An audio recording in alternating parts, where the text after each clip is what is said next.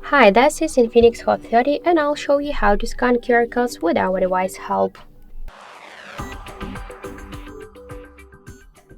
So you should find here the Smart Scanner IO application on the home screen, or just to find the scanner, where is it, scan QR code icon in the control panel. Tap using the app, allow. Okay, and now we should place our QR code inside of this frame. So let's do this. Just wait a second. And here we got this web page. So just tap on it. I'll use, for example, the Chrome. And now we can see that this is the Wikipedia article.